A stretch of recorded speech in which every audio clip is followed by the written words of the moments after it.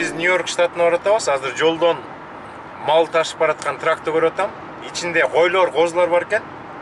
Азыр ошол трактын капталынан камерага тартканга аракет кылам, достор. Америкада малдын баарын ушундай трейлер менен ташыйт. Аз калдым, аз кууп жетем. Капталынан сиздерге көрсөтөм.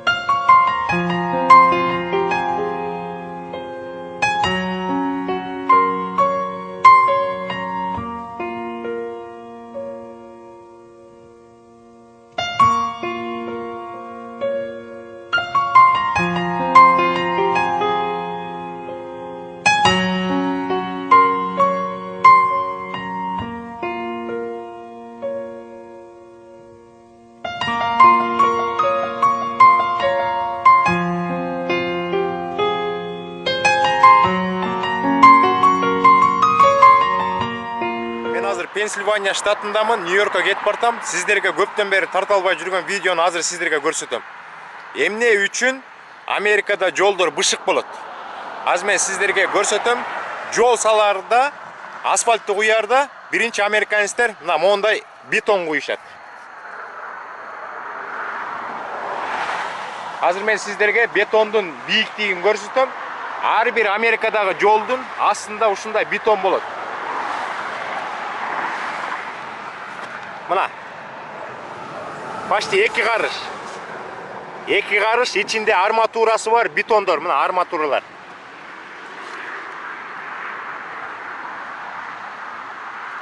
Ушул бетондун үстүнө, шибенканын үстүнө бетон куюлат, 2 карыш. Ичинин бүт бар арматуралар, мына арматуралар көрүнүп турат. Анан ушунун үстүнө асфальт курушат. Асфальтты да мындай 5 сантиметр кылбайт. Абдан калың, өзүнчө специальный асфальт куюшат 10-15 сантиметр. Мен ушундай жерди көптөн бери издеп жүрдүм, как раз 70-чи жол. Мына өзүңүздөр көрүп атасыздар, ремонт жүрүп атат мыякта. Ортосунда жолду кеңейтип атат. Мына бул жагын көрсөтөйүн. Бетондун бийиктигин көрдүңүздөрбү? Бетондун бийиктиги. Мына 2 карыш, 1 карыш, 2 карыштан да ашык экен. Мына моягы 1 карыш, мыягы 2 карыш, 2 карыштан дагы жерде дагы бетон бар. Почти 2,5 карыш, 3 карыш. Мына моякты көрсөтөйүнчү мына. Мо жердин астына да кирген. 1 карыш, 2 карышым жетпей калып атат. Көрдүңүздөрбү?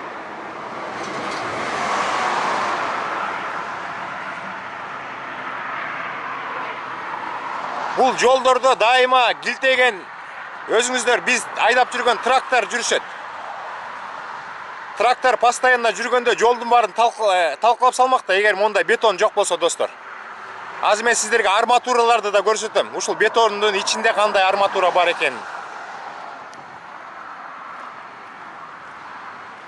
Мына моундай килтеген асфальттын астына бетон куюлат. Мына мыякка куюп атышыптыр. Мына опаловка менен, четтерин опаловка менен тозуп коюптур. Мына бет арматуралар.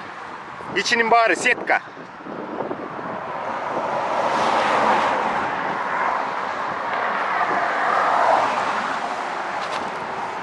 Мына арматураларды көрсөтөм. Мына мыякта машиналар кетип бартат. Мына бетондун калыңдыгы. Сиздерге азыр мына көрсөтөйүн мына карыш менен. 1 карыш, 2 карышым жетпей калып атат. Достор, ушундай. Америкада шибенканын үстүнө Асфальт құрылбайт. Бірінші ушундай қалың бетон құйылат. 2,5 қарыш. Ичинин бары арматура, анан үстүнө асфальт құрылат. Жолду бир жол жасап коет. 30-40 жыл тийишпейт. Кээ бир мамлекеттерде жол жасагандан кийин эмдиги жылы 1 жыл өткөндөн кийин жол болбой калат. Мына абдан шумный болуп атат, машиналар өтүп атат.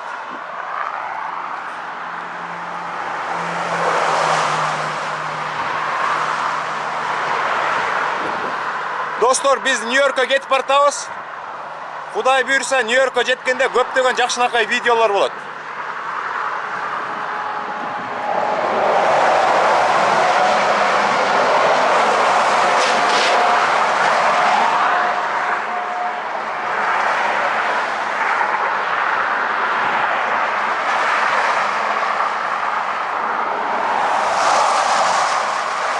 Атайын токтодум, ушул стройканы көрүп калып.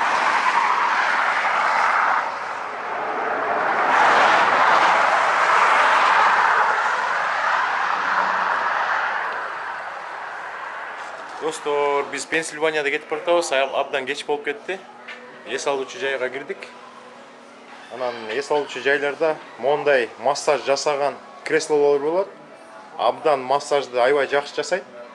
Бул жака мына $1 салып койсо 3 минут массаж жасайт. $5 салса 15 минут, $10 салса 30 минут массаж жасайт. Мияка $5 салбай эле, $10 салбай, $1 салып койсоңуз 3 минут массаж жетет, достор. Мына мен мияка отурам. Отуруп туруп, бул жака $1 салып, дененин бүт баарын жибитип абдан сонун массаж жасайт. Мен өткөн видеодо унутулуп калган нерселерди азыр айтып коеюн дегем, көп мекендештер суроо берип жатат. Достор, биз эгер грин картта ойноп калсак, үй бүлө кечирээк барса болобу деп. Сиздер интервьюга кирип чыгып, визаны бастыргандан кийин сиздерге 6 ай срок берилет. Ошол учурда эң башында үй бүлөнүн хозяйыны, жолдошу эртерээк билет алып туруп, бул жака Нью-Йоркко келсе болот. Бул жака келип, жайгашып, квартира тап, адаптация болуп, бардыгын даярдап, жумушка кирип, анча-мынча зарплата алып дегендей.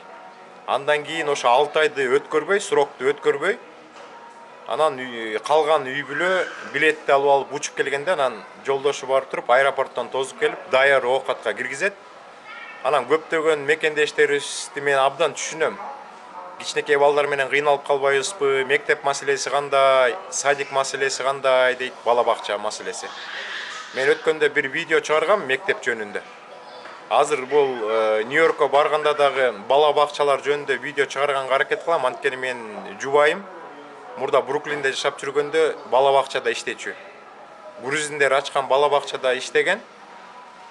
Ошо бала бакчанын системасын ошо Нью-Йоркко жеткенде айтып берем, канчадан төлөнөт экен. Мурдагы баасы бир топ болду да, мен жубайым уже 4-5 жылдан бери иштебей эле.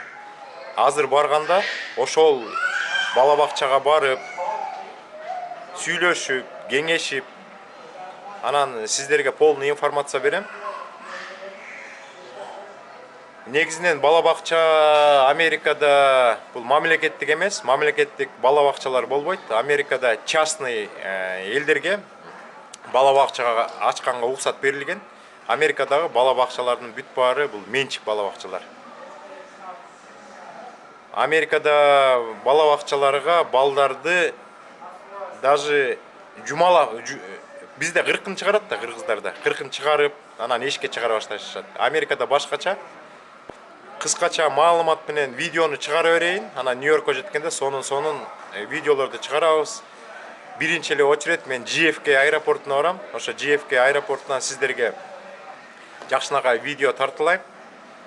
Көбүнчө мекендештер уже Нью-Йоркко учуп келгенде ошо JFK деген аэропортуна учуп келишет. Ичи абдан чоң. Анан сыртка чыкканда такси кармап алышып, таксилер бир $60 тегереги болот. Анан Бруклин шаарына чейин кете трафик менен 1 саат, 1,5 саатта жетет, достор. Анан мен 10 октябрда Америка сааты боюнча 11:30, Кыргызстан сааты боюнча кечки 9:30 болуп калат. YouTube каналынан прямой эфир жасайм. Ошо сиздердин болгон суроолоруңуздар болсо жооп бергенге аракет кылам. 10 октябрь Кыргызстандын сааты менен 9:30 достор. Кезиккенге чейин чоң салам.